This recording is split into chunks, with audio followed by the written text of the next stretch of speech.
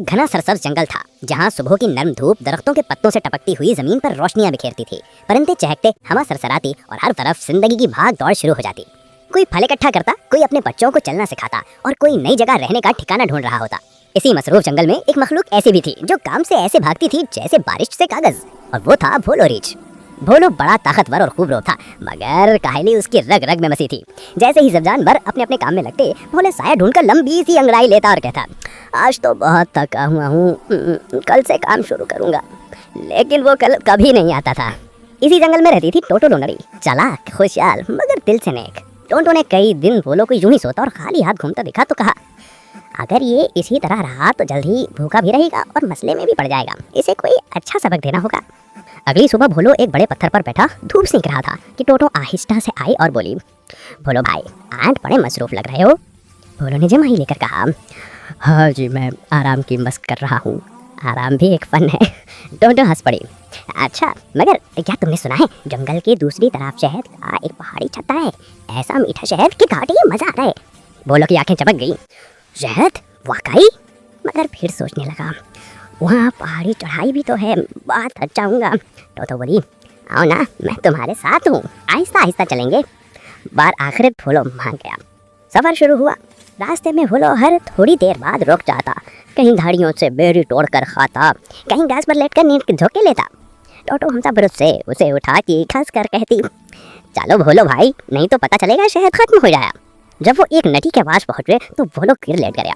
टोटो ने सोचा, इसे कोई ऐसा बहाना चाहिए जो इसे हरकत में लाया है। वो बोलिए, बोलो, इस नदी में एक जादुई मछली है, जो भी पूरी हिम्मत से सफर करे उसे ये मछली एक ख्वाहिश दे देती है, मगर सिर्फ बहादुर को। बोलो फौरन पटक, सच? तो फिर चलो, मैं भी बहादुर हूँ।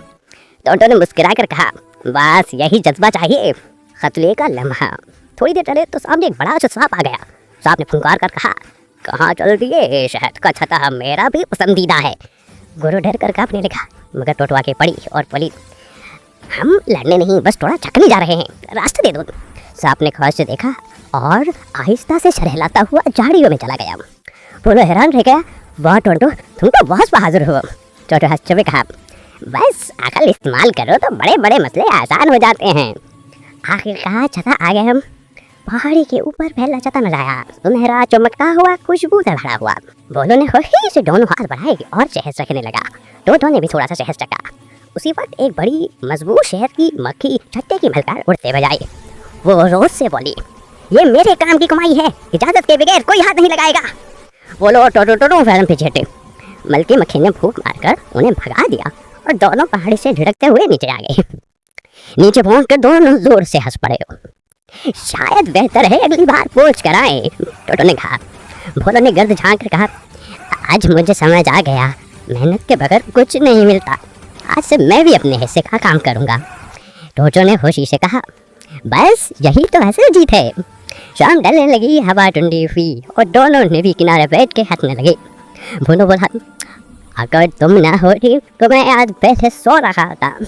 टोटो ने जवाब दिया, और अगर तुम हिम्मत ना करती तो ये सफर कभी मुकम्मल नहीं होता। जंगल भाल दोबारा मैंने दोस्ती और खुशी से जगमगाने लगा। अब हमें लाइक सब्सक्राइब जरूर करें।